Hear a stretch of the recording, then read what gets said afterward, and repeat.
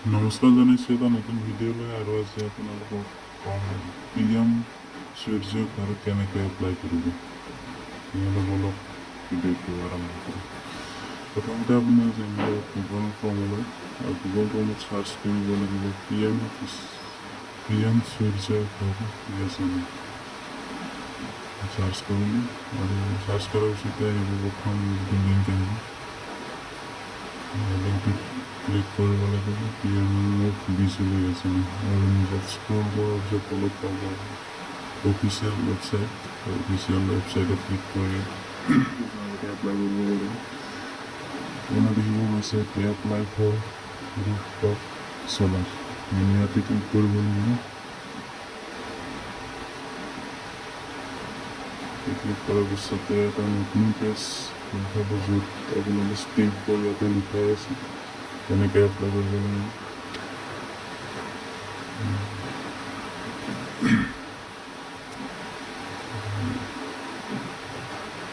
আপোনালোকে ৰেজিষ্ট্ৰেশ্যন কৰিব লাগিব প্ৰথমে চাইডত ধৰিবলৈ গৈছে ৰেজিষ্ট্ৰেশ্যন কৰিব লাগিলে আপোনাৰ ষ্টেট চিলেক্ট কৰিব লাগিব। মোৰ অসম চিলেক্ট কৰিছোঁ আৰু ডিষ্ট্ৰিক্ট হ'ল তামোলপুৰ চিলেক্ট কৰিছোঁ। তাৰপিছত আপোনালোক Assam power distributor company APDCL search কৰিব ক্লিক কৰি তাৰপিছত আপোনালোকৰ কাষ্টমাৰ ID দিব লাগিব। তাৰপিছত ৰেজিষ্ট্ৰেশ্যন কৰিব লাগিব। মোৰ ইতিমধ্যে ৰেজিষ্ট্ৰেশ্যন কৰা আছে সেইবাবে মই আপোনালোকক লগ ইন কৰি দেখুৱাইছোঁ।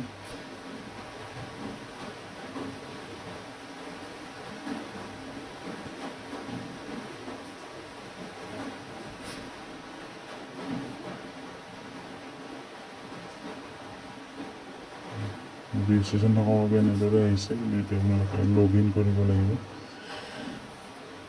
লগ ইনত গৈ আপোনাৰ ৰেজিষ্ট্ৰেশ্যন মোবাইল নম্বৰটো ক্লিক কৰি ইয়াতে কেপচাটো ক্লিক কৰিব লাগিব।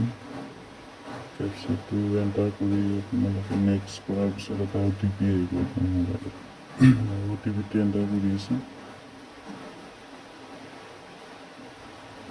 নেক্সট কৰাৰ পিছত এটা OTP আহিব মোৰ মোবাইল নম্বৰত।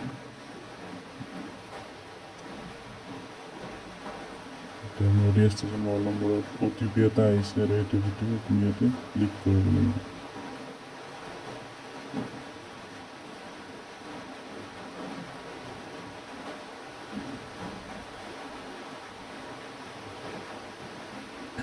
এটা OTPটো ক্লিক কৰি লগ ইন ক্লিক কৰিলোঁ। লগ ইনত ক্লিক কৰাৰ পিছত আপোনাৰ দেখিব পাব এনেকৈ বেংক ডিটেইলছ আপোনালোকৰ ইয়াতে বেংক পাছবুকটো ইয়াতে আপলোড কৰিব লাগিব। মোৰ ইতিমধ্যে হৈ গৈছে।